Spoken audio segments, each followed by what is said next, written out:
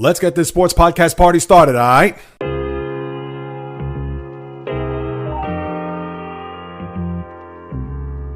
The JAYREELZ podcast. What is happening, my good people? Greetings. How are you? How's it going? How's everybody doing out there? What is the latest and greatest? Hope everybody's doing well, feeling fantastic, in excellent spirits. The final podcast of the month will have plenty of spirit and fire, as there is a lot to uncover. Thanks for passing by to digest my takes on the sports world, as this is the JAYREELZ podcast with Joe's JAYREELZ. For my first timers, welcome aboard. And for those who've been banging with me going back to the very beginning, somewhere in the middle, or even as early as this past Thursday, I welcome you guys and gals back. And now that another weekend in the NBA and Stanley Cup Playoffs are in the books, and now as we get set for a week where the first round will conclude in both of those sports, I'll start off with the NBA because the big picture here over the course of the last, 9 days here in the postseason, it is no surprise that you have a lot of series that are pretty much over. In fact, when you count them, there's 6 that have pretty much written themselves off as series that are going to conclude, you would think, in the next game or so.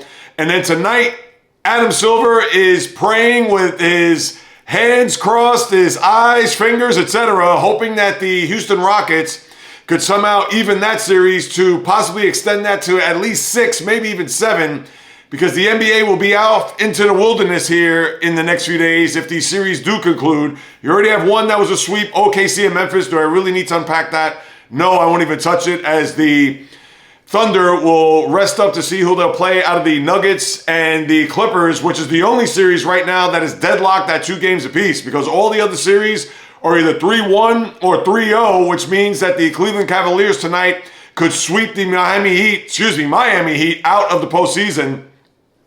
So that means by the time you put your head to the pillow tonight, you'll have 2 series that will end in sweeps.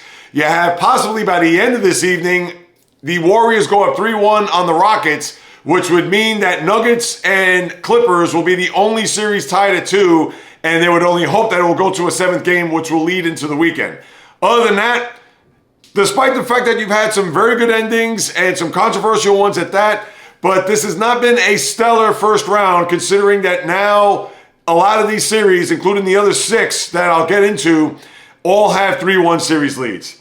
And I'll start off with the series that took place yesterday before I get into what happened there on Saturday. And first and foremost, the Lakers. Right now, they're up against the ropes. I know it was too much Anthony Edwards, and you could even question whether or not JJ Redick pushed the right button by benching Jackson Hayes, which was probably the right thing. But to have the 5 that started off in the second half, whether your name is Luka Doncic, LeBron James, Dorian Finney-Smith, Austin Reeves, and the last one I believe was Rui Hachimura. For those 5 guys to play 24 minutes, and people could think, well, wait a second, why would JJ Redick do that, especially with LeBron, who had a phenomenal game, and of course Luka bouncing back from the stomach bug that he had there in Game 3. He knew it was going to be do or die for his team to get to LA, hoping that the series would be tied at 2. And what happened, even after a big third quarter and the start of that third quarter with a 14-0 run, but for them in the fourth quarter, it was too much Anthony Edwards, as Edwards just, as he said in the postgame, the Lakers were gassed, and he was able to get that extra gear and that extra step to where he poured in 23 second half points and ended up with 43 in the game. And I believe he had, 16 in the fourth quarter. And just a phenomenal effort by the young star. And for the T-Wolves, now with a 3-1 series lead as they took care of home court, they ran away in the latter part of the fourth quarter there on Friday night to win game number 3. And then now here they are, just 1 win away from getting the Lakers out of the postseason. And you know Adam Silver talking about having his hands, fingers, eyes, legs crossed, etc. He does not want. I don't care how great Anthony Edwards has been and how the T-Wolves could be the upstart team and maybe even a dark horse here as a 6th seed. But if the Lakers are out of the playoffs, that is going to be maybe not a death knell too strong, but that is certainly not going to be a good thing for ratings moving forward in the Western Conference, and dare I even say the NBA Finals, if the Lakers were to have a hellacious comeback to win the series and then move on from there. But this was one game. I understand that JJ Redick had to go all out here because they needed that win in the worst way. But that may not bode well because even if they do win a Game 5 in LA tomorrow night, they would have to, or it was a Wednesday night, they would have to now not only run the table to win this series, but they're going to have to do it on the backs of a 40-year-old LeBron who is still highly productive at this age, which just goes to show you how remarkable he is, and not to try to throw bouquets at him. We all know LeBron and his greatness, etc.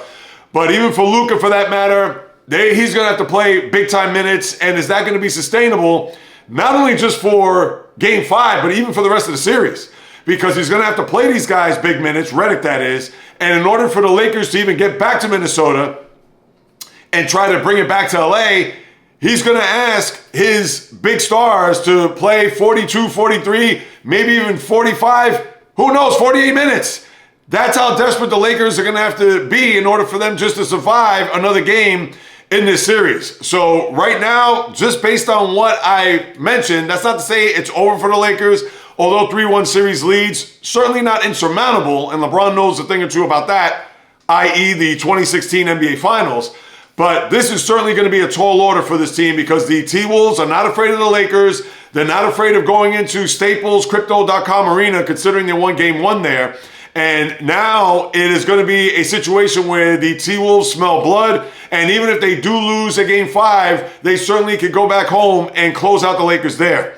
And if you're LA, right now it is looking like a pretty big daunting task of them to win this series, considering that Edwards is playing at I don't want to say an all-time level, but he's playing at a very high level.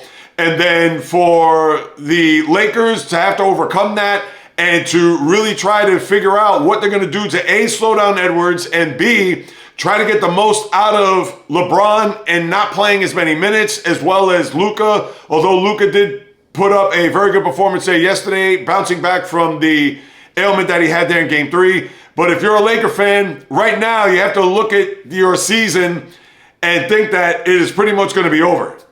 Is it over completely? Absolutely not. They still do have life, but are they going to really win 3 in a row? And is JJ Redick going to ask LeBron, Luka, and even Austin Reeves for that matter? I understand he's much younger, but for them to really carry the load here, to play 40 to 45 minutes a game, and dare I even say if it goes into overtime, to play even more than that, I think it's going to be just a tall order for the Lakers to overcome here when it's all said and done. Can they get back in the series? Absolutely. Would I be shocked if there's a Game 7 in LA? I can't say I would, because Minnesota, I don't trust. Now, Anthony Edwards is going to have to play with that fire and that passion. You don't think that's going to wane or waver, but to knock out the Lakers and to knock out LeBron, they're going to really have to continue to put their assault on them. Even when you saw the jousting back and forth between Edwards and James there in yesterday's game, they're going to need a lot of that in order to overcome a furious comeback, which is going to be the likelihood of the Lakers trying to at least get back to Minnesota with the win there. And I believe that game is Wednesday night. So I think the Lakers are up against it. I can't, and I don't see them winning this series, but would I be shocked if there's a Game 7? I would not. And if that is the case, and of course, Adam Silver is going to pray for that, then a Game 7, all bets are off, and it's pretty much a coin flip. So that's the first game. And then I'm going to look at these other teams as young teams that are coming through the ranks and are trying to find their way here in this postseason. I understand Orlando was in the postseason last year, but considering this is year 2 and they're trying to do whatever it takes to throw their weight around and try to, I'm not going to say intimidate the Celtics, because this is a two-pronged attack between Orlando and Houston. Houston is a part of it too, but Orlando and Detroit in particular, because those are the 2 games I'm going to focus on next year, because Pacers and Bucks, that's pretty much over and out, and I'll get into that in a minute. But last night there, the Celtics, after losing a Game 3 where Kristaps Porzingis did not contribute, Jason Tatum was a factor, but certainly not there down the stretch, as Orlando played physical, played rough, tough, and thanks to Franz Wagner and even Paolo Banchero, who did score a ton of points, but Banchero's a high-volume shooter, so therefore the case in point yesterday where he scored 31 points but shot 32 attempts, obviously that is inefficient. But I want to talk about Orlando and Detroit here from this perspective. I know these are teams that are trying to find their identity and to try to do whatever it takes to get an edge against their opponent. And the Knicks, who obviously had been in the postseason over the last few years, and Detroit, this is their first go-around with this core in forever. And then Orlando, although last year, 7-game series against Cleveland, but now they're trying to go up against a Celtic team that obviously has their championship DNA, looking to repeat, etc. But they're trying to make a statement toward them, dating back to game 1 when you had that scenario with KCP, Kentavious Caldwell-Pope, when they knocked Tatum to the floor, where he missed his first playoff game there in the middle of the series. And then, like I mentioned, Friday night, good game, a lot of shot attempts, but they fell short there against the Magic. And then yesterday, I thought to myself, going into the game, I said, there's no way that the Celtics are going to take any shorts and think that they're going to play into the Magic's hands. And as it was another street fight. The Magic try to do whatever they can to just roughhouse the Celtics, and even to the point where I know Wendell Carter Jr. and you had that confrontation there with Derek White, and that was something that Al Horford was not going to stand for. And the Celtics rallied around that a little bit because in the fourth quarter, they were able to try to get some momentum and to try to get some separation from the Magic. And as it was, Jason Tatum, what could you say? 37 points, 14 rebounds. You had Kristaps chip in with 19. And for the Celtics to outlast them there, especially in the fourth quarter when the game was tied at 91, and for Tatum to make that big three there at 95-92 to make it a 6-point game. And then next thing you know, they were up by 9, and they pretty much cruised from there. And for the Celtics to get that win, and that was much needed because they did not want to go back to Boston tied at 2, which meant that they would have to go back to Orlando for a game 6. And even though Orlando, listen, they've been game, and I get it that they've been trying to flex their muscles and to show that not only do they belong in the postseason, but that we're not intimidated by the Celtics. I don't want to say that that's them being fake tough guys. I don't think they're trying to throw their weight around to the point where it's like, yeah, look at us, what are you going to do about it? No, not to that extent, but they feel that they're trying to have the Celtics to play a game that they're not accustomed to playing, more of a heavyweight fight, 15-round knockdown, dragdown, as I like to say. And right now, the Celtics, I have to say, they have been game and they have been tested. And this was a good test for them early on because a lot of people thought this was going to be a cakewalk, and the games have been close. So despite the fact that the Celtics are up 3-1, and not that the Magic are just going to go off into the night, you would think that they're going to pretty much continue the same trend here tomorrow night where the game is going to be played in Boston. But I would think the Celtics, no fooling around. They're going to try to close out the series, get some extra rest before they have to play the Knicks and Pistons there. And obviously that series is 3-1. So give it up for what the Celtics have done. And I give the Magic some credit because they've tried to have the Celtics play their game, and they weren't having it last night, especially after that little confrontation there with Wendell Carter and Derek White, where the Celtics rallied around. That was in the third quarter. And then next thing you know, the Celtics went on to win. And then you have the Pistons and Knicks. Talk about another street fight, physical, just the refs even swallowing their whistles. And you had some controversy in these last couple of games with the missed free throw there in game number 3 where the buzzer ran off, and then the Pistons had another shot, but then they forced the inbounds pass to turn the ball over. And that was a mess. And there were a couple other plays in that game which I could get to. But yesterday was another indication that the Pistons are not ready for prime time. And yes, they could show their physicality and they can show how tough they are, etc. But two of the main focal points that I talked about on Thursday's podcast that to me were a big question mark, especially for the Knicks here. One was that the Pistons weren't afraid of the Knicks, and they've shown that. Give it up for them. But they are still young. They are not able to close out games, as evidence is game 1, and even yesterday for that matter, because that was a game that they could have closed out, and they did not. They had a lead there, fourth quarter, and they were able to not hold it. Granted that it was early fourth quarter where they had, a 79-68 lead. I get it, 11-point leads in the NBA, they could go in a snap. A few threes, some turnovers, some stops, and that 11-point lead could shrink to 2, and next thing you know, they give it up. And even though they did have a lead there, but it just showed that the immaturity and not having that experience to try to just keep that lead or even extend that lead, and for the Knicks to come back the way they did. And number 2 that I talked about there on Thursday, not only were the Pistons not afraid of the Knicks, all right, fine, no problem, but Karl Anthony Towns needed to show up, and that he did in these 2 games.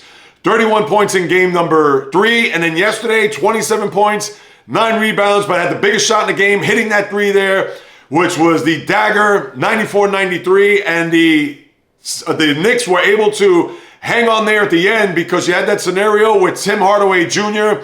had that corner three, which he was bumped by Josh Hart. And to me, I get it. It is tough when you have a series that the officials are swallowing the whistle. And it's a scenario where I get it that the Piston fan, the bench, coaching staff, etc. could be up in arms. Understood. But we've seen it, I know, in the NFL and to a certain extent even in the NBA, college basketball for that matter too, is that when the officials swallow their whistles for a majority of the game, you can't expect them to all of a sudden pull out the whistle. And I get it. That was egregious. That was a call that should have been made there on Josh Hart because he did bump Hardaway after his shot attempt.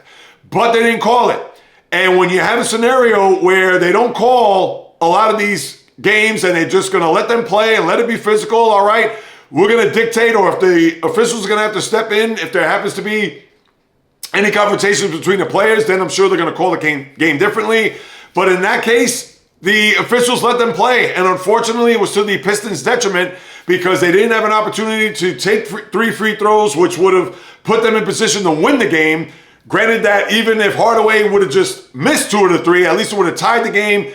The Knicks would have had the ball with 0.3 seconds remaining, and who knows, the game probably would have gone into overtime, and who knows what would have happened from that point on. But it is tough to sell to the officials when it's been a physical game and a physical series that all of a sudden they're going to have to pull out the whistle.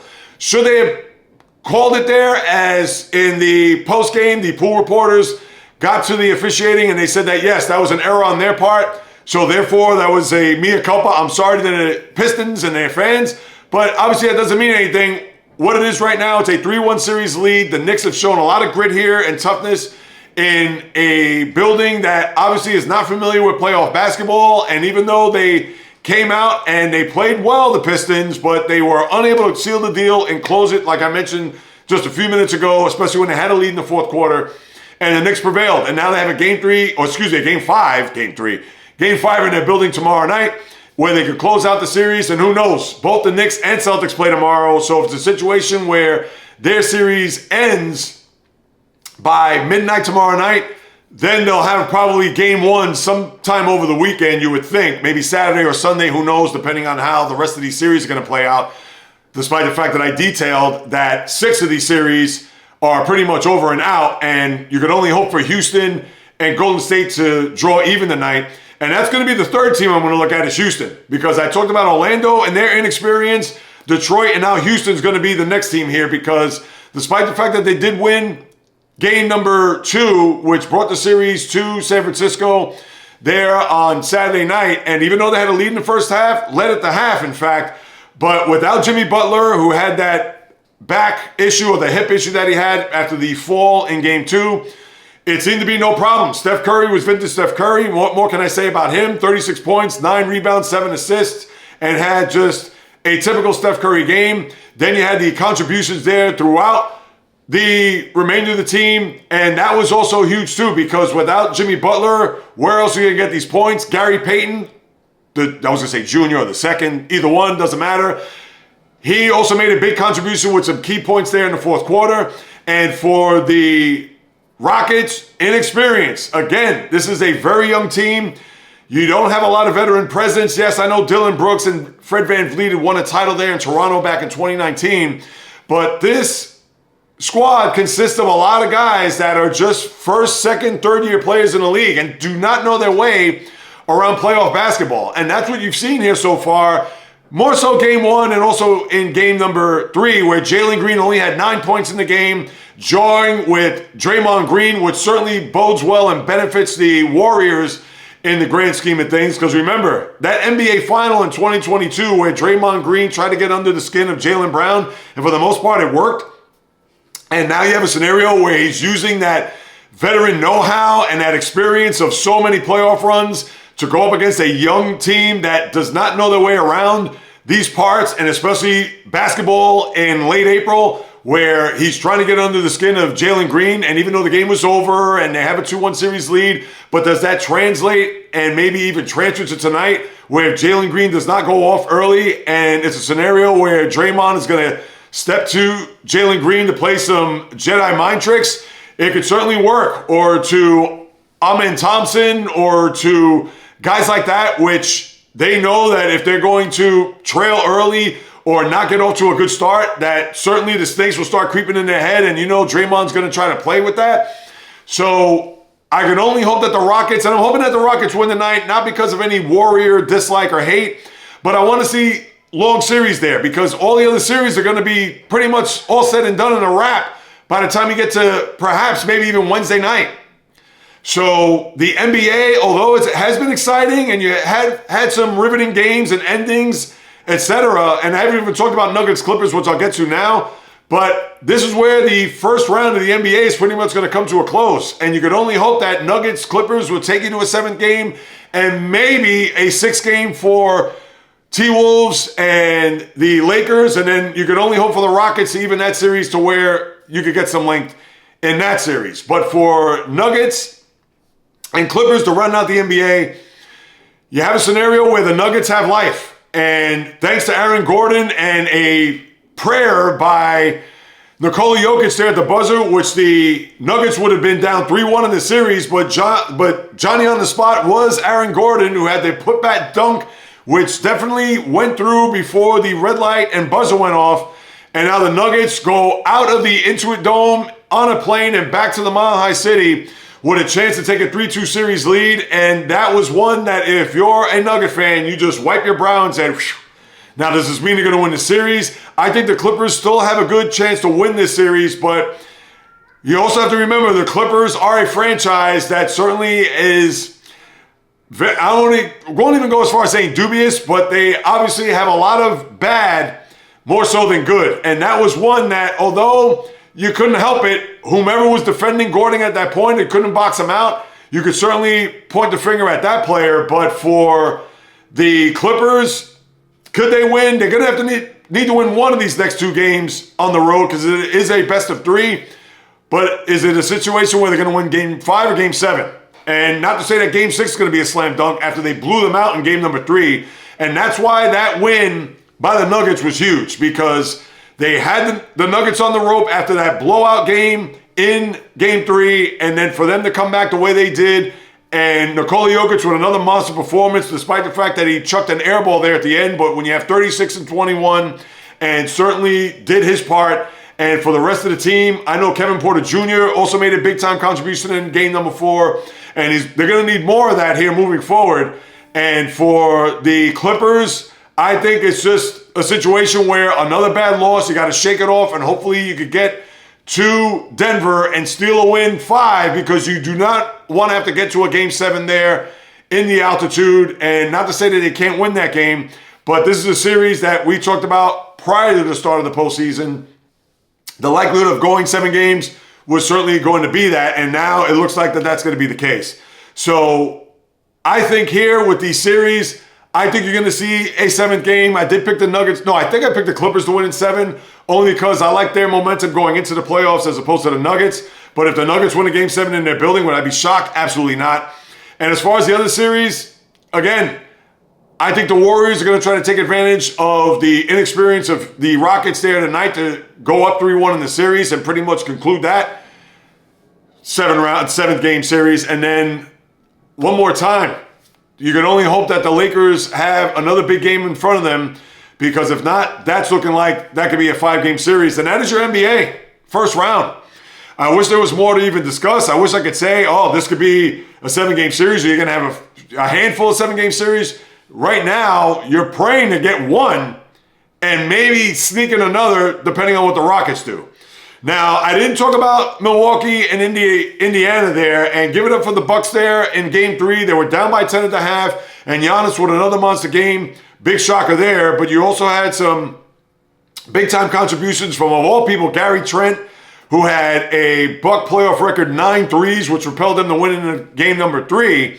But then last night there, when you see Damian Lillard go down to the court there early in the first quarter and holding his left leg, where it looks like, for all intents and purposes, he could have blown out his Achilles. And even if he didn't, if it's a situation where it's just a calf injury, he is not, in all likelihood, not going to come back in the series. And it certainly showed as the Pacers took advantage of that, and they just blew out the Bucks there.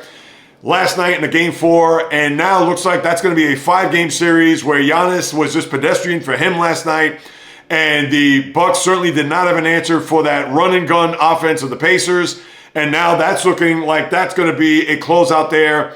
I believe it's Wednesday night is their game, and I'll go through the schedule in a second to detail who's going to play what here over the next 3 nights. But that is just a devastating blow for a Buck team that looked to try to get the equalizer there last night, and they certainly fell way short. And then Giannis, I know he's going to hear all the questions in the post-game, especially if they lose this series, on whether or not Giannis wants out of Milwaukee. Now, I know he signed an extension. I don't know if he has 2 years left or 1 year left after this year, but if it's a situation where he feels like he's not going to be able to win, and if Lillard, if he did blow out his Achilles, he is done for 2025, 2026, so you're not going to see him back. And Lillard is 34 years of age, so who knows how effective he's going to be. Now, he's more of a catch-and-shoot type player. He's not a guy that he can still break people off the dribble, but certainly is not that type of player as he's getting to the back nine, and he's already in the back nine of his career. But for Giannis, all the whispers are going to be whether or not he's going to be traded here this offseason, because for him, still at the peak of his powers, and he's going to want to win another championship, but he's not going to be able to do it with this cast of characters because Brook Lopez is showing his age. He's aging right in front of us. Kyle Kuzma, that trade, they thought to add some infusion of some youth and some scoring and defense. He has been a no-show, and this Buck team right now is a shell of its old self. So I would think Giannis, although he may not come out and say that I want out of here, but I'm sure, like I said, whispers of maybe trading Giannis to try to get back as much as they can, which I understand would be criminal considering that he should conclude his career there in a Buck uniform. But again, the chances of him probably staying there in a Buck uniform, whether it be after this year or maybe even after next, depending on what's going to happen there. And I believe he still has at least 1 year, maybe 2 on his contract. Who knows how long Giannis will be there in the Cream City. So that's what I have with the NBA. And let's take a look at the schedule here over these next few nights. I know tonight's schedule for sure. You have the Cavaliers looking to sweep the Heat tonight, 7:30. Followed by Houston and Golden State. Those games, I believe, are on TNT. Yes, they are. And then tomorrow you have a quadruple header. Yes, you have 4 games, similar to what we've seen here in the back-to-back weekends. Milwaukee and Indiana, they're the first game, 6 o'clock there as the Pacers look to close out the Bucks. And all these are elimination games except for the final game. Then you have the Pistons and Knicks at 7:30. That is on TNT. Now, check this out. Orlando and Boston, 8:30 on NBA TV. And I get it. ESPN, I'm sure they're going to carry the hockey there on Tuesday night or tomorrow night. NBA TV has Milwaukee, Indiana at 6 and Orlando at Boston at 8:30. And then your nightcap there at 10 o'clock is the Clippers at Denver on TNT. Of course, that's a pivotal Game 5. We'll see how that goes. And then on Wednesday, you have Golden State, Houston, Game 5, 7:30 TNT, Minnesota Lakers, 10 p.m. on TNT, and if necessary, Miami at Cleveland at 7 o'clock. That game will be on NBA TV. Now as I turn my attention to the Stanley Cup Playoffs, as I lace up my skates and take a trip around the ice, one thing for sure is that the NHL had a bunch of overtime games, thrilling games, and unlike the NBA, where you have a scenario of only one series that is tied at 2, here in the NHL, they are hoping for a 4th, which would be tonight, between Florida and Tampa. And there's been a turnaround in that series, but currently you have 3 series that are tied at 2.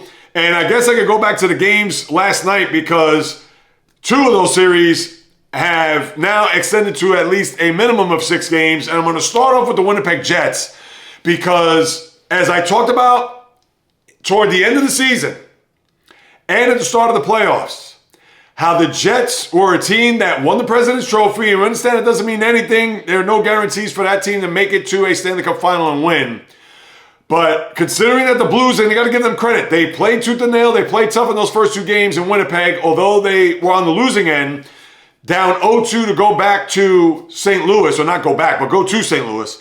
And now, after 4 games, the St. Louis Blues have life, but more so from a standpoint of the psyche of the Winnipeg Jet goalie. And this is the big story here for these next 3 games, so we speak, if it does go to a 7th game. Because what you saw there by St. Louis coming back home, they beat the Jets there on Friday night 7-2, and then they won last night 5-1, to the tune where they knocked out Connor Hellebuyck, their goaltender, the guy who's probably going to win the Vezina for a 3rd time in his career after the playoffs. Knocked out after game number 3, where he gave up 6 goals, and then yesterday gave up 5 goals, to where he has given up 11 goals in these 2 games, and now you have to wonder whether or not the snakes are swirling in his head. PTSD from last year after he got blitzed by Colorado, and then now you have to wonder where his confidence could be a little bit shaken here. Maybe not shot, but now he's going to have to really be the one guy that's going to have to deliver them from this series, because you can have all the big-time goals from the Kyle Connors and the Mark Schiffelis and guys like that, but it's all about Hellebuyck. It's all about the guy between the pipes. And if he's going to be erratic, and if he's going to, and all the pressure is on him in this game. Forget about the Winnipeg Jets. It is on Hellebuyck to deliver big time. And that's not to say he has to pitch a shutout here, but if he gives up a goal early or gives up a bad goal here to St. Louis, and now St. Louis is playing with house money. They could go in there fast and loose, try to pepper Hellebuyck with a ton of shots, and if they do so and get a few past him early on in this Game 5, who knows where Hellebuyck's mind is going to be. And I'm sure the Jet fan base is going to be tight.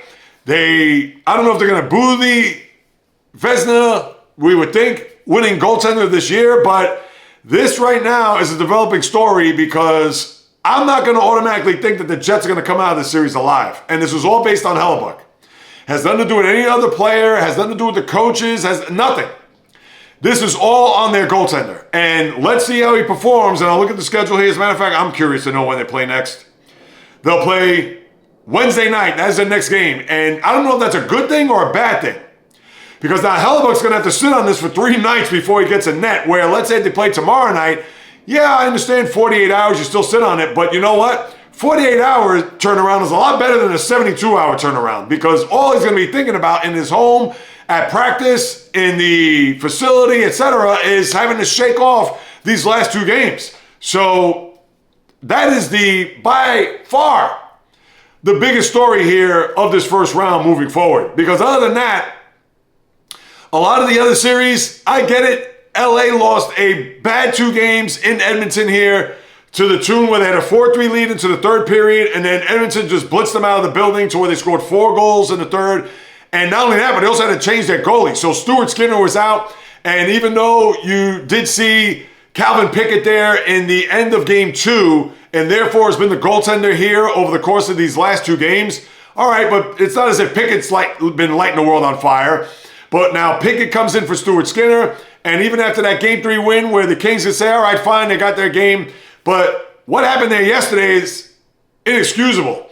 They had a 1-goal lead into the final minute, and I get it. Anything can happen. You pull the goaltender, and what happens? Evan Bouchard scores a game-tying goal there with 29 seconds to go, and then in the overtime, Johnny on the spot, Leon Draisaitl with about 1 minute and 42 seconds to go, gets the game winner, and now Edmonton is alive in this series, but LA does have the home ice, and even though you could shake your head and wonder that this series could have been over, even though 3rd period 4-3, we get it, anything can happen, and sure enough, we saw what happened there with the Kings just imploding there in the 3rd period, and then last night, spitting the bit there with the lead with 1 minute to go, and then they give up the goal there with 29 seconds, and then the overtime.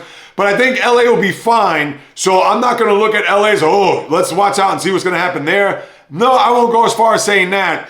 But you do have a situation where the Kings, I think, will be fine, although Edmonton now has life, and now it's just a matter of them to see what game are they going to get. They're going to have to win either 5 or 7, and obviously they're going to have to win 6 if they take care of home ice.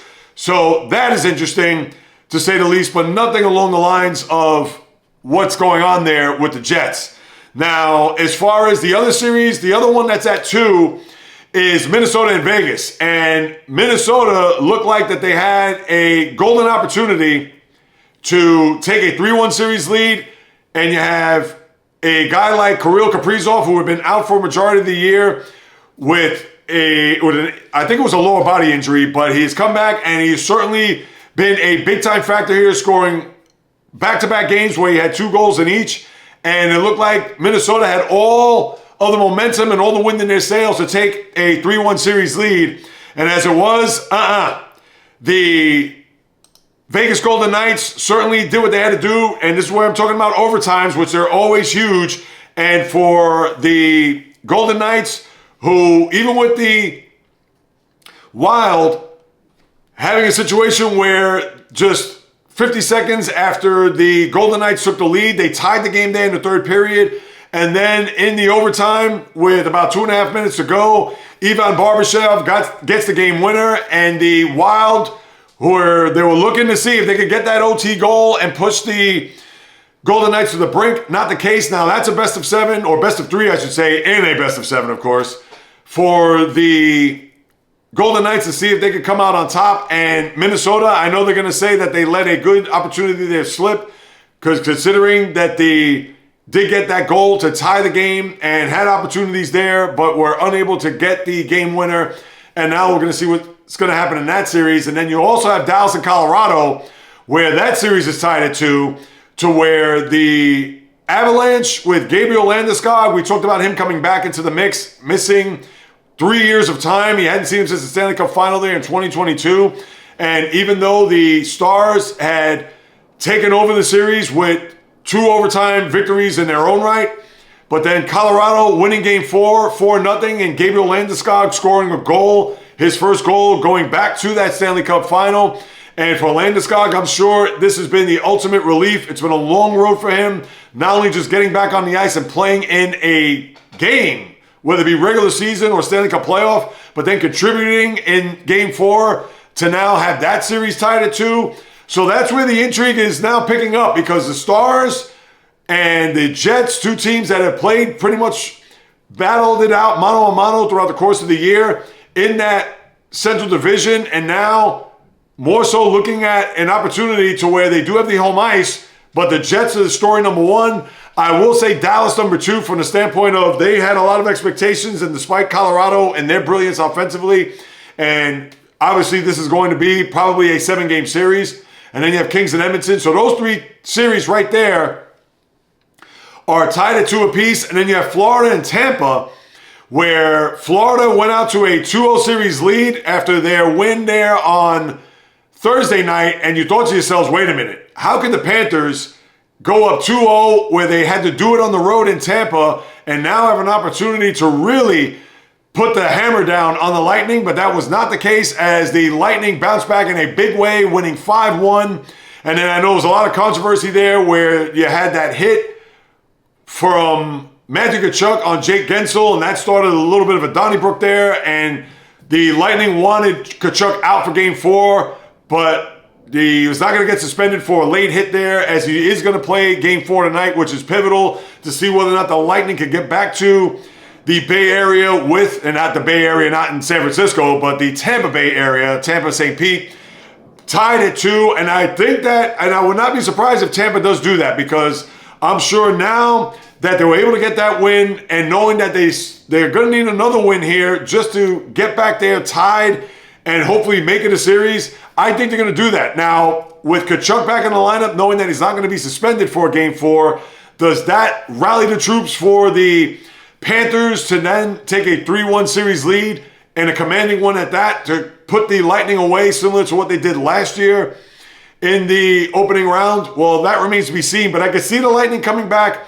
And think about it, this has been a blowout series overall, where the Lightning, what did they blitzed 6-2 in game 1, 5-1, I believe they lost in game 2. Let me pull up the series here. And then, of course, the Lightning winning 5-1 there in a game number 3. That was on Saturday, and of course they're going to play tonight for a pivotal game 4. But yes, the series has been lopsided, to say the least. Well, as a matter of fact, the Panthers did shut out 2-0. I got my scores all mixed up. They did blow them out 6-2 game 1, and then the 2-0 shutout there in Tampa. And then, of course, the Lightning bounced back in a big way there, 5-1. Now, I think they're going to get back in the series. I said it's going to be a long series. I know the Panthers, it's tough to underestimate the heart of a champion, said by Rudy Tomjanovich a long time ago, the former coach of the Rockets who won back-to-back titles there in the mid-90s. But I think that they're going to get tied at 2, and then from there, it's pretty much a pick-em series, because if the road teams are going to win all these games, and it's not to say that's going to be the trend moving forward, but then you can pretty much flip a coin as to who's going to win the series, because if you have a scenario where if Tampa wins tonight and they tie the series, then who do you pick? It's easy to say, well, I think Tampa's going to win a Game 5. Well, that's not based on what we've seen here in the first 2 games of the series. And then even if the Lightning do win, and people can say, oh, well, the Lightning will close them out, watch it flip-flop to where the home teams will win these next 2 series. And if that's the case, or next 2 games, and if that's the case, Game 7 is really a toss-up. So that's what you have there. But the other series are pretty much, I hate to say it, you could call them a wrap. I know that the Canadians have been feisty, and they've been good. They won a Game 3 there, 6-3, which got themselves back in the series, and had a 2-1 lead going into the third period there against the Caps before the Capitals scored 4 in the third period to win 5-2. So now you would think it's going to be a scenario where the Caps will close out the series with a Game 5 in their building. No shock there. And the same can be said for the Hurricanes, where they lost in double overtime in Game 3 to the Devils. And then yesterday, pretty much led from in front, where you had Andrei Svechnikov, you know me with these names, people, with a hat trick, including an empty netter there late, as the Hurricanes take care of the Devils 5-2, and it looks like the Devils will be out before you know it. So those 2 series you would think will be concluded with the quickness. Then you had Ottawa and Toronto, where the Maple Leafs scored an overtime goal in Game 3, which pretty much iced that series, but Ottawa did show some pride and some fight as they got an overtime goal in their own right, winning Game 4, where you would think the Leafs will close out the series in a Game 5. And this is the one thing, Toronto, and Ottawa's been game here, similar to the way the Canadians have played, but if you're Toronto, and I hate to even bring this up considering that they still have a commanding 3-1 series lead, despite them being up 3-0, no fooling around. Close out the series, because you do not want to go back to Ottawa 3-2 with the possibility, I'm not even going to say probability, but the possibility of having the Senators come back to Toronto for Game 7. Now, we've seen the Maple Leafs and all the gut punches that they've taken over the years, but they have not blown a 3-0 series lead. Could you imagine it happens here? That's why dust off the Senators here in a Game 5 and no fooling around, and I'll go through the schedule in a second. And then the last series that I didn't cover, let me just make sure, Toronto, Ottawa. No, I believe that's it. So just to recap, St. Louis, Winnipeg tied at 2. The series that are tied at 2. St. Louis, Winnipeg, Minnesota, Vegas, Colorado, Dallas, and Edmonton and LA. In fact, all the Western Conference series. So you have 4 series, and you could actually have a 5th, depending on what happens if the Lightning do tie the series there tonight. And then the other 3 series in the East are all 3-1 series. Washington, Toronto, and Carolina all with the advantage there. So that's what it is. So you have 4 series that could go at least 6, maybe 5th after tonight, but we'll wait and see on that. And you do have one note in the NHL. Mike Sullivan out as head coach in Pittsburgh. And I guess you could say, hey, he's been there 10 years. One of the longest, if not the longest, tenured coach in Penguins history. Did win those 2 cups there, 2016 and 17 over Nashville and San Jose. But they probably felt the time was now to get rid of Sullivan. Maybe they needed a new voice in that locker room. Who knows? So he is out as Penguin coach. And there's now 7 vacancies in the NHL, which is almost NFL-like when it comes to coaches that are going to be, or teams that are looking for coaches for hire. So just keep that in mind as we get deeper into this playoff season and into the offseason as to where these teams are going to be looking for head coaches. So that's what you have there. And then your schedule here for the next 3 nights are as follows. Tonight, Tampa and Florida at 7, and Colorado, Dallas at 9:30, both on ESPN. Then you have 4 games tomorrow where Ottawa, Toronto at 7, Minnesota, Vegas, 9:30, both on ESPN. And then you have Jersey, Carolina, Edmonton, LA, those games on TBS and streamed on Max. So, because remember, TNT is the NBA game, so TBS is where you're going to see the hockey. if you're interested in the Carolina Devils and LA Edmonton series there. And then Wednesday night, you have Montreal at Washington, Florida at Tampa for a Game 5, St. Louis at Winnipeg in a Game 5, 7, 7:30, and 9:30, all on the ESPN channels, where 7 and 9:30 ESPN and Florida Tampa is on ESPN 2. All right, now let me get in the batter's box, talk a little baseball here, as I'm kind of going to pick up from where I left off on Thursday, where the Mets were hot as a pistol, 7 in a row, 18-7 at the time, and since then, and to no surprise, cooled off considerably. But the way they cooled off is one that those losses will stick to your ribs, because the Mets, Friday night, they were down 3-0 in the 8th inning, and they scored a 4 spot thanks to Dylan Cruz and his effort, where he dove out for a ball that was hit by Mark Vientos and cleared the bases. Well, it wasn't bases loaded, but he got a triple there, and then they got the other run to make it 4-3, where they went into the 9th inning with Ryan Stanek, because you had the issue there with the hip for Edwin Diaz, and then Stanek gave up the lead there rather quickly.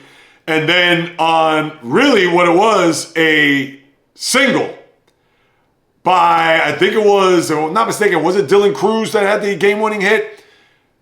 C.J. Abrams scored pretty much on a single to the outfield, to where they were playing no doubles defense, and Abrams scored from first, 5-4, the Nationals win.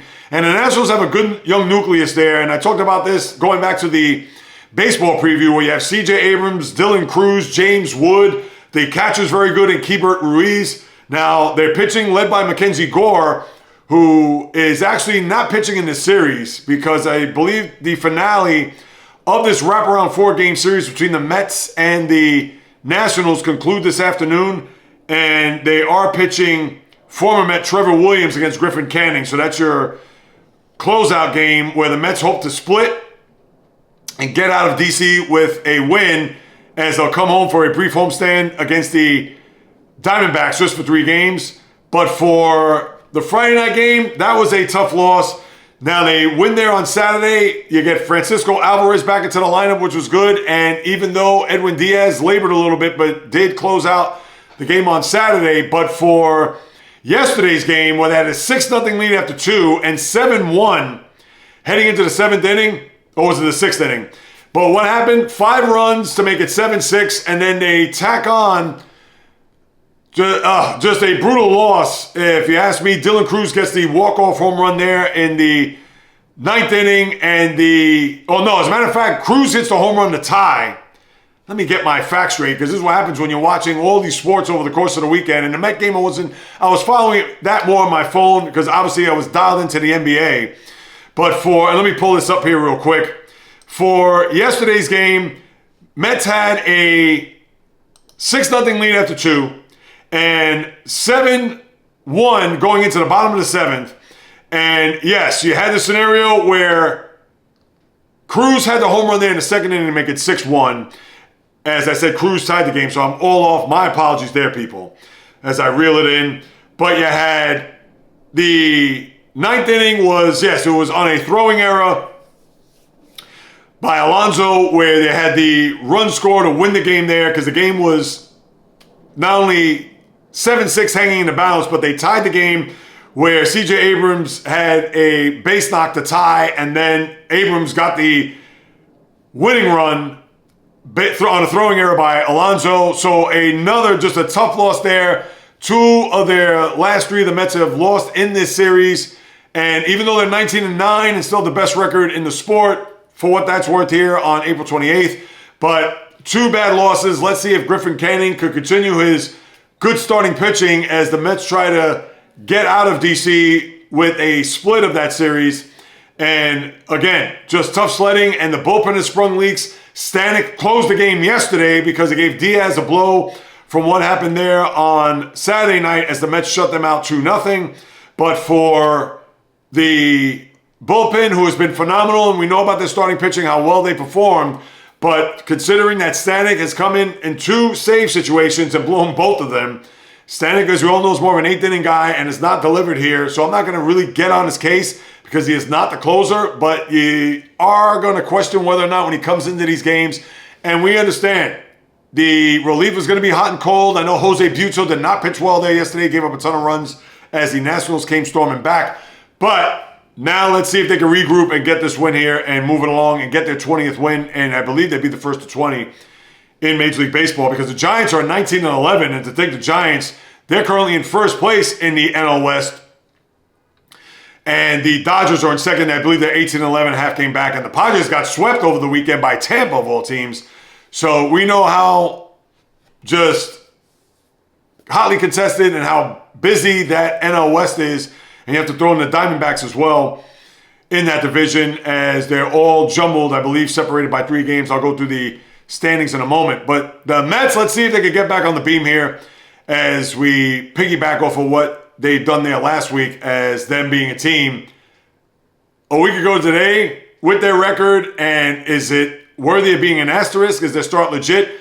Then I punctuated by saying it is legit after they swept the Phillies. And then now, still legit, but the Nationals have certainly stolen a couple of games here. Now let's see one more time if the Mets could get a victory. And that's a 4-5 game. And then now look ahead to play the Diamondbacks for 3 at home before they go back on the road. And the other news story that you have here that's big in baseball, I know Eugenio Suarez hit 4 home runs in a game against the Braves there on Saturday night. Very rare feat, the 19th player to do so. I forgot who the last player was. I have to think. Who's the last player to hit 4 home runs in a game? I know you had a scenario many moons ago with Sean Green and Mike Cameron, and that was just here in this century. And I'm going back now in the early 2000s. But over the last 5-6 years, I can't recall at the top of my head, but I know he's the 19th player. I did see that graphic. And for Suarez, 4 home runs, he has 10 now in the year for those who are scoring at home. But the Yankees, now they have the scenario with Devin Williams, and I even brought this proposal to my father-in-law, who is an enormous Yankee fan. Now, I don't think they will do this because I think that he will right the ship. He's not going to pitch to an 11 ERA, but you are not only overly concerned, but certainly worried about this guy, and his psyche is fragile, and you have to wonder what's going to happen here. Remember, he's a free agent after this year, and this is the proposal that I brought up to him. Now, Luke Weaver, I don't know what he's been drinking or what he's been eating, but this guy has been locked down ever since the Yankees acquired him last year. And I would think, as of right now, he is the temporary closer of this team because you would think that let Devin Williams get some reps, maybe come in 7th inning, and then work his way up to an 8th, and then maybe get back to a 9th inning closer spot. Maybe by this time next month, Memorial Day or so. But here's the proposal I have. I would think that if you're Brian Cashman, I would say let's work this guy's way back to him being a closer. And then hopefully he'll gain a little traction to where he'll get outs, get some saves under his belt, drop that ERA from 11 to maybe 3.5. And whatever that recent stretch may be, let's say starting from tonight, going through, let's say, maybe the latter part of June. And if I was Brian Cashman, I would send him packing, maybe for another starter, maybe for some more bullpen help. And people can say, well, JAYREELZ, that bullpen is good. And if Weaver's going to be your closer, we're set. Well, you can never have enough bullpen arms, number one. And number two, we've seen how this Yankee bullpen has performed in postseasons. And as we all know, this isn't the... dare I even say the 90s. This isn't even the early 2000s where pitchers are going to go minimum 7 innings. We know the analytics. They're trying to figure out these games before they even played. So if the Yankee bullpen is a strength, you know they're going to start wheeling out these relievers from the 6th inning on. And we know that these guys are going to be seen by these hitters more often than not, whether they be short series or long series. So this is where the overuse of bullpens, especially as you get deeper into the year, and even more so into a postseason, where batters are going to be familiar with the arm angles and with these pitches and et cetera, that these bullpens aren't a lock. So to me, if you're going to trade Devin Williams, trade him for another good arm. That being a bullpen piece. Or if you get another starter, even better. Because we all know the Yankees could use another starter. So and I'm saying this right now, on the 28th of April at 10:44 a.m. So for those out there that think of JAYREELZ, you're off your rocker. Oh, who are you going to trade for? You can't even get a bag of baseballs for him. Oh, yeah, let's see him turn it around. Listen, if I'm Cashman, I would try to get that guy right. And if he is right for the picking to be traded, I'd ship him out. Because could you imagine? He's going to have a better next couple of months. And then let's say he does pretty well to end the year. And then come October, he starts blowing games. Do you want that? I think Luke Weaver is more of a sure thing right now than Devin Williams is. So this is a situation where I would think about just trying to get him straightened out and get him out of here for maybe something that could actually be a useful piece, even though it's a rental for that team that's going to, let's say, trade for him, or if you're going to unload him to another team, and you may not get a ton back considering that he is a rental. But you know what? At this point, getting anything back for him of note will be a lot better than having him on the team and maybe even imploding, whether it be late in April or even worse in October. So keep that in mind as we move it along. So that's the Devin Williams scenario. And other than that, in baseball, I mean, that's pretty much all you have. Nothing really else to unpack. I know Tampa sweeping San Diego. In San Diego, that was a big-time surprise. And Tampa's now won 5 in a row, including 2 games in Arizona. So now they're looking pretty respectable there in that American League East, as they're only 3 games behind the Yankees.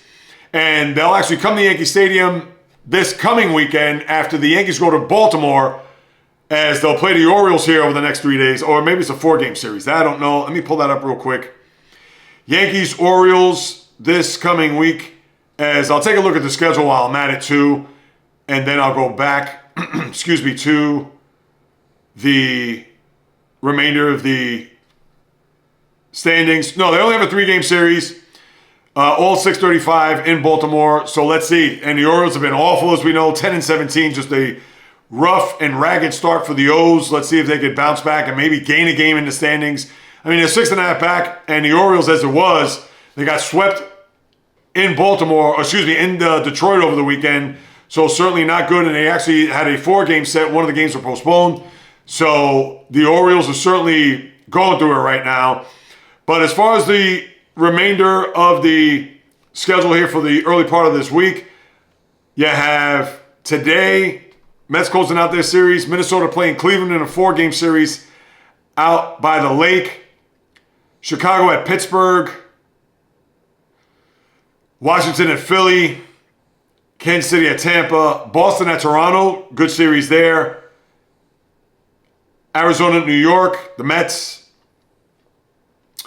Athletics in Texas. Detroit at Houston. A rematch of your wildcard series last year.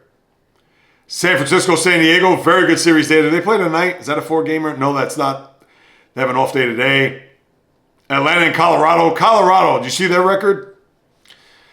They're making the White Sox. And listen, the White Sox are what? I believe 7-21 is their record. As I know I talked about going back to the standings. The Rockies right now are 4-23. And the White Sox are 7-21, yes. I mean, the Rockies are the cure for every team's ills, as evidenced when the Dodgers were going through it and they swept them, I believe, the beginning of last week. Yeah, so that's what you have there with the schedule. Nothing much to really... you have a few series that are interesting. Detroit, Houston, San Francisco, San Diego for sure. Miami at Los Angeles to play the Dodgers. All right, Arizona, New York. You want to look at that? Not bad. Boston, New York. Boston, Toronto.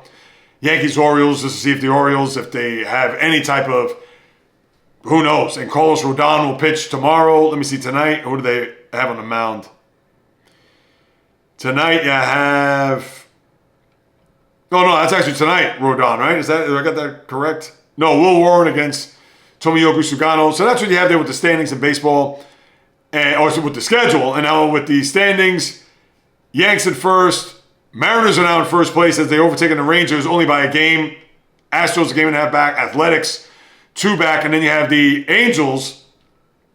Now maybe you have to worry about them a little bit as they're going to start their slide. And I'm going to get to that word in a minute. They got swept by the Twins in Minnesota. And you know the Twins have been scuffling this year. So, and in that Central, Tigers 18-12, 2.5 game lead. Royals, then Twins separated, and then you have the White Sox, forget about them. Mets 4-game lead over the Phils. Braves playing a little bit better, but they are 12-15 tied with the Marlins in last place, and the Nationals have a half game lead ahead over them at 13-15.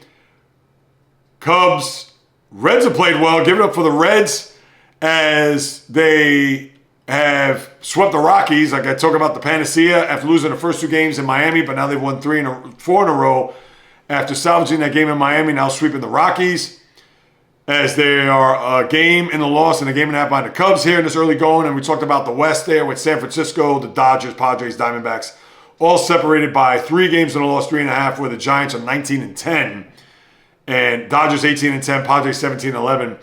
And that is your baseball. Anything else of note? No, I believe that is it, as we'll move it along the end of the baseball season as they approach the month of May. All right. As I put on my helmet and shoulder pads, NFL, and we know what this team is going to be. And I get it. By the time that this is going to be up on my website, JAYREELZ.com, or the video on Spotify, or the YouTube channel at JAYREELZ, which I implore you to go subscribe on if you haven't done so already. The 2025 NFL Draft was all about the Shedeur Sanders slide. Not the electric slide, not the slip and slide, or the Elmo slide. The Shedeur Sanders slide. And I know we're sick of it.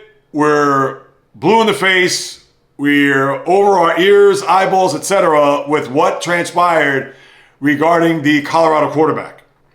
But guess what? I get it that the media and people like myself, you could say, oh, we got to hear this again. Oh, Shedeur Sanders. All we hear about is Shedeur Sanders. Well, whose fault is that? It is the 32 teams in the NFL's fault. And that includes the team that drafted him. More on them in a second. But for Shedeur Sanders, and I am not making this guy out to be John Elway, Peyton Manning, or Andrew Luck as a can't-miss generational prospect by any means. And I'm not a Sanders fan. I'm not a Colorado Buffaloes fan in the least. But you got to call it like you see it. If 32 teams passed on him for 4 rounds and was a situation where, dating back to the scenario where there was the combine, the interviews where he talked about culture and how, oh, you don't want to pick me? Don't pick me. Well, you're making a mistake. And they did not like his hubris. They did not like his arrogance. They did not like his cockiness. All right, fine. What did that have to do with his play? Because people could talk about, oh, he has baggage. What? Because he has a lot of bravado? And I understand the apple doesn't fall far from the tree from Deion. And I get it.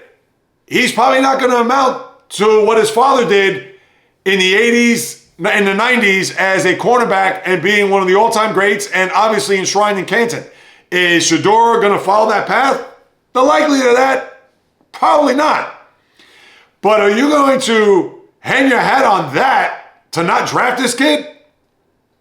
As if the quarterbacks that preceded him in many other drafts, and I could go through the whole laundry list, people, well, your name is Baker Mayfield, or guys that had all of the bluster, and Johnny Manziel, guys that certainly came in hot as a pistol, and certainly thought, please, as I'm doing this, if you're watching on Spotify or YouTube, Johnny Manziel with the money gesture, and all of the talk about him winning a Heisman and how this guy was going to have a tremendous career. And obviously, before it even started, it went up in smoke. Did anybody say about his draft interviews or him being in front of a microphone? And whoa, that guy has way too much braggadocio for my taste buds. So you know what? I'm going to overlook him. Did that happen? Absolutely not. And I don't want to hear about, oh, well, you got the specter of Deion hanging over him, and oh, I don't have to deal with his father, and so on and so forth. What, Deion Sanders is now LeVar Ball? And Deion has his own team, university, school, etc., that he has to worry about and trying to recruit for the University of Colorado. So what, like Deion's going to be in his shadow every 5 seconds as to these teams not drafting him in the first round? To me, it's preposterous. And the reason why I say all 32 teams, and yes, we could say the 4 rounds, and then we could talk about all the Cleveland Browns. Well, this is where the NFL has embarrassed themselves. Because if they're going to base their optic on something that Shedeur Sanders said, and I understand, he's not a generational quarterback. He's a guy that was, let's face it, average was slightly above average during his time in Boulder. And yes, you could talk about his percentage completion rate and how it was 70-some-odd% because of a lot of short throws, not a lot of chances. Maybe they made it safe for him. He's a guy that took a bunch of sacks, although you could fault the offensive line for that. And yeah, a guy that's not going to make big-time throws and things of that nature. All right, fine. But there's a bunch of guys. Daniel Jones was a 6th overall pick. I don't want to pick on him, but please. And there's quarterbacks that are littered. The David Klinglers of the world, the Chuck Longs of the world, the Achilles Smiths of the world, the Cade McNowns of the world. I mean, shall I continue? That were drafted in the first round and certainly did not measure up to anything close to their draft status. So you mean to tell me that Shedeur Sanders couldn't have been one of those guys in the first round? And granted, a lot of the teams had quarterbacks on their rosters. So you only had but a handful of teams, and off the top of my head right now, 3 teams that could have taken him. The Giants, the Saints, and the Steelers. And as it was, the Giants took a defensive player and Abdul Carter and then moved up to get Jackson Dart, which I'll admit was a reach. Because Dart, a lot of people like his mental makeup and they like his body. He can run, but he's raw. But you can say that for a lot of quarterbacks in this draft. And now here's where the NFL embarrassed themselves because they spited Sanders to not draft him, almost as if they colluded, and that's alleged. They colluded to not pick this kid based on what he said and not what he's done off the field or what he's done on the field, because I'm not going to take his pro day at Colorado. To me, that is just window dressing. That is a situation where it is just manufactured. I could be in a pro day setting and I could pitch and catch all day and night. So to me, that means nothing. But to look at this kid and say, I'm not drafting because of his attitude. How many other quarterbacks before him in drafts have had bigger egos than Shedeur Sanders? You could probably say, well, not many, but have had more talent and actually have been top overall picks that have been drafted, i.e. Baker Mayfield. And how's his career's gone now? His career's turned out to be pretty good, but number 1 overall, this guy is middle of the pack when it comes to the quarterbacks in the NFL. So to think that Sanders had to sit 4 rounds and go to a 5th round based on the optic, we don't want to draft this kid because of his arrogance. Or he said, oh, don't draft me because your culture, your team, if that's what you're going to do, then don't pick me. And they said, all right, we're not going to pick you. To me, that is nonsense. To go 4 rounds. All right, you don't want to draft him in the first round? Fine. Team in the second round could have drafted him. And the funny thing is, at the 3rd round selection by the Steelers, in the 3rd round, because they didn't have a 2nd round pick because they traded for DK Metcalf. And I'm a Steelers fan, as everybody knows, and I'll get to the draft. But for the Steelers to even overlook them after all the things that Tomlin said, the coach, about Shedeur, saying that, oh, you know, we like what we see, and yes, we know the pedigree he comes from, so on and so forth, said nothing but glowing things. And I get it. He's not going to say anything that's disparaging. But, and I'm thinking they need a quarterback. What, they're really waiting on Aaron Rodgers at this point? And chances are that's what it looks like, considering because they drafted Will Howard in the 6th round. He's not going to be the starter. So I'm thinking, well, the Steelers are now to blame here on being one of those 32 teams. So they embarrassed themselves in their own right based on what they said, because they didn't really mean it, considering that they need a quarterback in the worst way. So now you get it to a point where the NFL embarrassed themselves in that regard, because he should not have been a 2nd round pick, 3rd round pick, 4th round pick, and now 5th round pick. He shouldn't have dropped that far. He should have not have. I mean, let's face it. And when you knew that the Saints picked Tyler Shuck over him, that's when you knew that, oh, this could get ugly. And no shade on Shuck, but here's a guy that, yeah, he could run, he can make plays, but he's raw also. And he's 26 years of age. And people say, oh, he's got, he's older, he's seasoned. Nonsense. If he was seasoned, he would have been a 1st round pick. But now here's with the Browns. And it's typical Browns, and this is where they embarrass themselves. So the Browns, they select him in the 5th round. 2 rounds earlier, they draft Dylan Gabriel from Oregon. And mind you, prior to them drafting Dylan Gabriel, they already had not 1, not 2, 3 quarterbacks on their roster. Deshaun Watson, Joe Flacco, Kenny Pickett. So now they bring in Gabriel, and then 2 rounds later they bring in Sanders. Well, if they felt that Sanders was on their board, and I'm sure they probably had Gabriel over Sanders, if that was the case, you should have just bypassed him and not even worried about it. Or if you like Sanders that much, you should have picked him in the 3rd round. What, because you didn't want to get any heat from the media saying, oh, look who they picked in the 3rd round? I mean, come on. This is just... And listen, you would think I got the Colorado Sanders pom-poms out for him. To me, that's not the case. This is a pure case of the NFL one more time. And they're bulletproof. So they're not going to get any blame from anybody in the outside media. But I'm going to give them some blame. And this isn't on Goodell. This is on the owners and the GMs of those teams. Because they're never going to admit it to you. And you give them truth serum, they're going to say, yeah, we don't like him. They can talk about his skill set. They can talk about the sacks. They can talk about he holds the ball too long. And that's what they're going to say. But we all know. Part of it is that the attitude, the bravado, everything, the makeup of Shedeur is what turned them off. And let's face it. And that's been a narrative the last couple of days. And it's very sad and very unfortunate. And sadly, he's on a Cleveland Brown team that, let's say, which Watson, who's probably not going to play at all next year, although he's going to be chomping at the bit. And I'm sure the front office is going to say, hey, we're paying you $46 million guaranteed. So try to get your ass out there as soon as possible. But you know he's going to want to get back out there. Flacco, who knows? He may get traded by the deadline to another team that needs a quarterback. And they just have him as, let's face it, as an insurance policy. Kenny Pickett, he's done nothing in this league. I hate to say it. Drafted by the Steelers. And what has he done throughout his 3+ years in the league? And then are you really going to bank on Dylan Gabriel and maybe Shedeur Sanders? Who knows? Shedeur Sanders may get the job coming out of training camp. So for his sake, I hope he does. And I hope he has a chip on his shoulder as big as this planet. Against the Steelers, of course, for those 2 games. But to close and land this sucker, this was just a flat-out disgrace by the GMs, the owners, the league overall.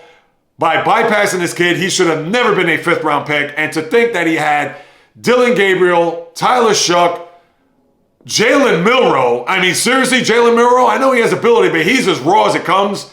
And I just know, well, he went to Alabama, he's won games, whatever. But Jalen Milroe? If you ask me, and I haven't watched it, I've watched more Alabama than Colorado, but if I was going to start a team right now, I'm taking Shedeur over Milroe. And I get it, Milroe's more elusive, he runs more than Shedeur, I get it. But as far as being in the pocket and trusting more, I take Sanders over Milroe. Sorry, that's just me. And again, I'm not a Sanders fan, I'm not a Colorado fan. That's that. So let me move on because I could talk about this forever. And I get it, everybody's sick and tired of it to this point. Now I got to get on top of the NFL again, which I love to do. Now, I didn't watch much of the draft. I wasn't into watching it on... I watched a little bit of it on Thursday night and watched more of it on Friday because obviously the Sanders thing was riveting. But let's face it, this has become such a spectacle that it's a flat-out joke and it's a waste of time to watch because, especially in the first round, I get it that all of these, the Adam Schefters, the Peter Schrager's, the Ian Rappaports, depending on where you watch this, they're trying to get the pick to you before the pick comes out. And this isn't news. This has been going on for the last, I would think, maybe 10 years at least, maybe less than that. But before Goodell gets to the podium, they already announced the pick. So it's like, why even watch? Because all the suspense leading up to who's going to get drafted is to hear the commissioner come out to say, and with the 5th pick, the 2025 NFL draft, that's what we want to hear. We don't want to hear Schefter say, well, I know that the pick is going to be blah, blah, blah, so on and so. So before you even get to watch what Goodell's going to say, it's a waste. That's number one. Number two, can we stop with the fans of these teams? We all know these are all actors, okay? Let's face it, the NFL probably flies these. Maybe there was a lottery, who knows? I don't want to say they fly them in. Maybe these are people from Green Bay that they just hire to put in the team's garb to sit in a certain section. And whenever the pick is chosen, they just cheer for the cameras, they clap, they yell, whatever. To me, that is the most manufactured, the most contrived garbage to watch.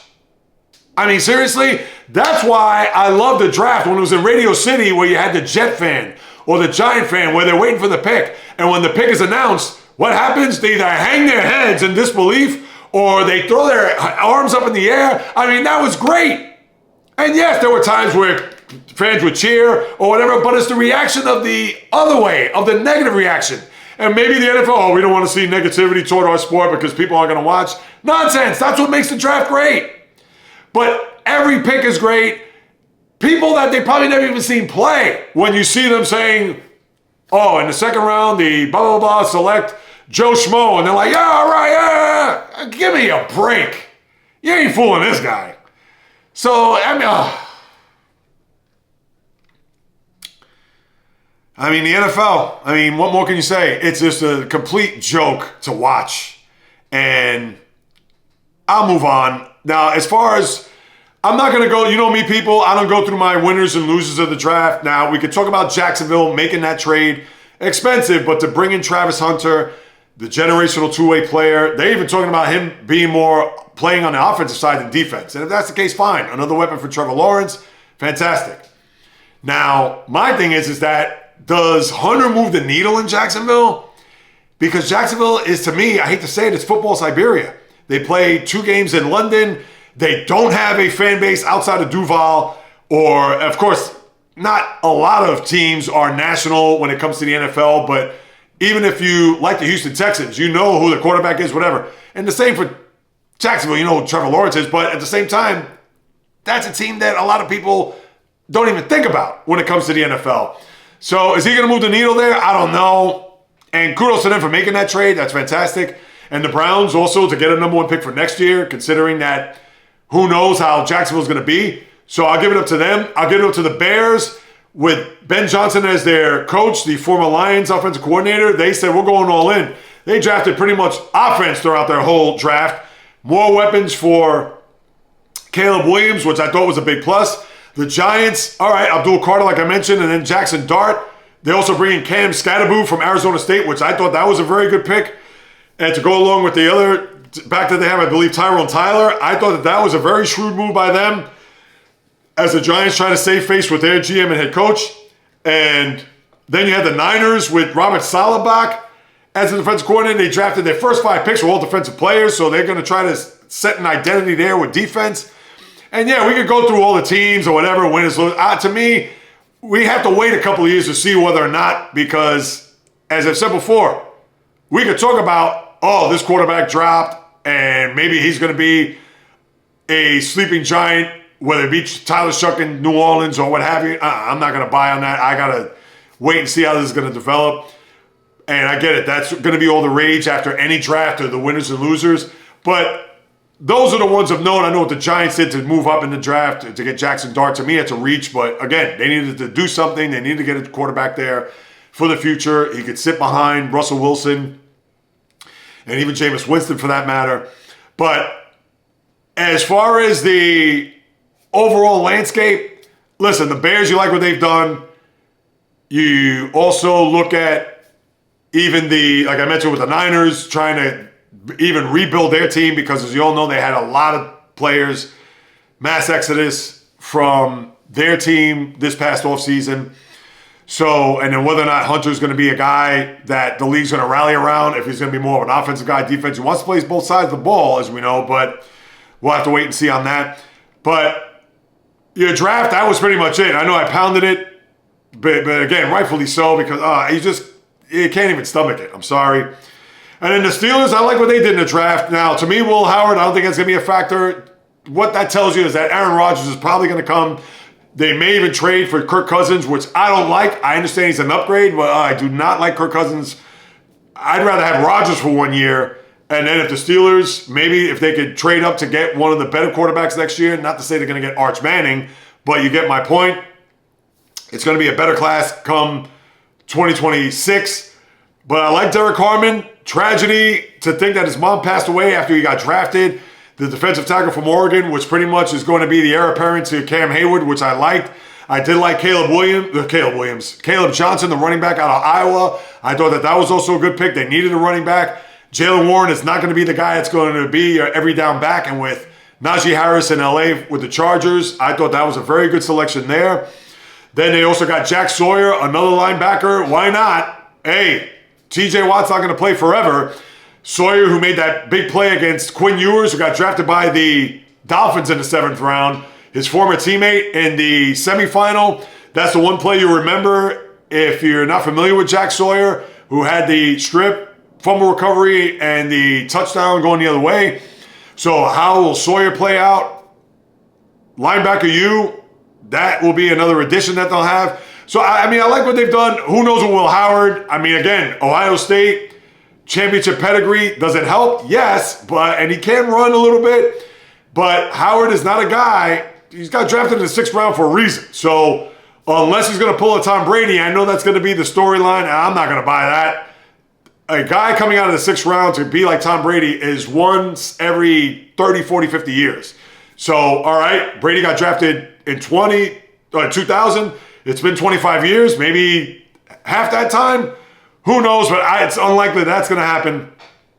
So, therefore, I did like their draft. I like what they've done, especially with those picks in particular. And Howard, listen, I don't know what you're going to get out of him, but who knows? Maybe he comes with his own chip on his shoulder, knowing he has an opportunity to maybe make it onto the team, maybe get Skylar Thompson out, because Mason Rudolph is right now is your starter, but he's going to likely be a backup.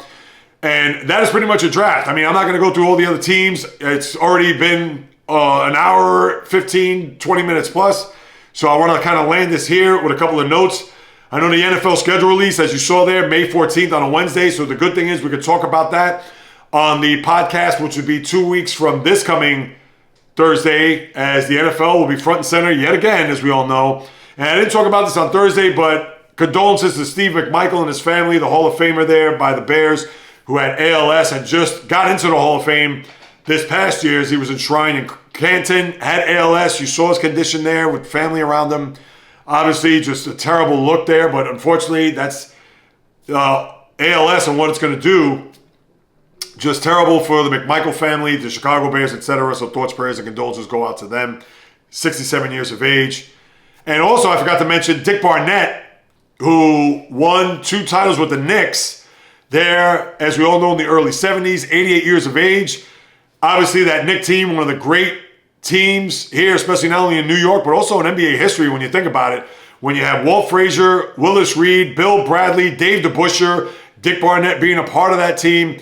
The latter part in the 73 with Earl Monroe. And Barnett was a good two-way player, played defense, a guy, glue guy. Obviously not a star player a la Frazier, Reed, etc., but surely had his place in Nick Lore as one of the key cogs of that team. And for Barnett, 88 years of age, thoughts, prayers, and condolences go out to the Knick family, NBA, etc. And unfortunately, I have to close that out with a note. And one other thing I actually forgot, and I won't get back to it, which was also a disgrace. I forgot to mention about Jeff Ulbrich, the son, the defensive coordinator, formerly the coach of the Jets, the interim, and then the defensive coordinator of the Falcons, the prank call. I mean, seriously, we're going to do that to embarrass the league even more? I failed to mention that, my bad, but I'll just close it out on that note, as that is just about it. I'll wrap it up right here, as I usually do. Thank you so much for passing by, stopping to get your dose of sports talk here from none other than yours truly. And I thank you for passing by, carving out precious time out of your day to listen to what it is I have to say about what goes on in the wonderful world of sports. And if you haven't done so, people, please subscribe, rate, review, throw me a few stars, write a review on Apple, Spotify. JAYREELZ.com is the website, the YouTube channel at JAYREELZ. It'll go a long way to get the word out. If you take a screenshot, send it to your family, friends, foes, frenemies, to those who like sports, love sports, the casual, the diehard, the kook like yours truly. And I'll share that on my social media feeds. If you could do that, people. Whether you do or do not know, I'm an independent podcaster, content creator, trying to carve a path in this universe to where I'm trying to generate income. This is my full-time job, people. That's right. I do not have another gig. And I've been doing this now going on 15 months. So with your help, to go to the YouTube channel and subscribe there, to subscribe on wherever you listen to podcasts, share it with those aforementioned good people in your life, close people in your life, even the ones that you don't really stand, but hey, maybe you'll listen to this or she'll listen to this and they'll like it.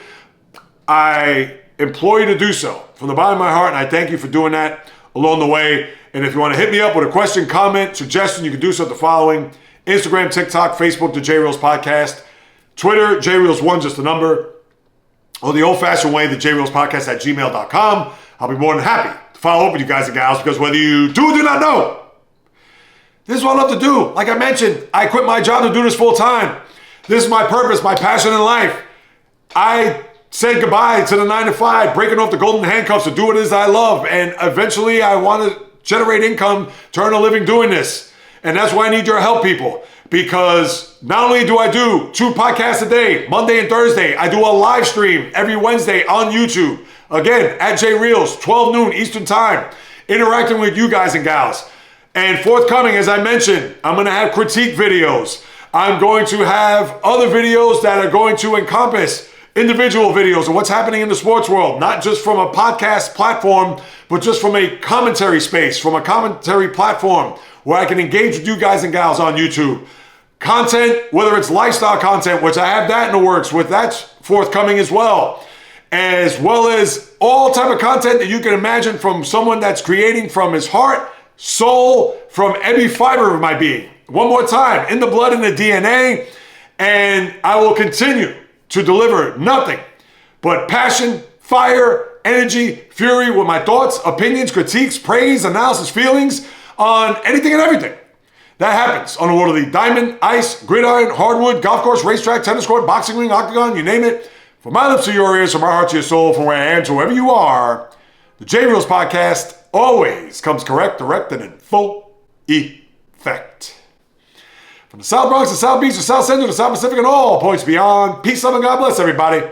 And until next time on the JAYREELZ podcast, on the flip, baby.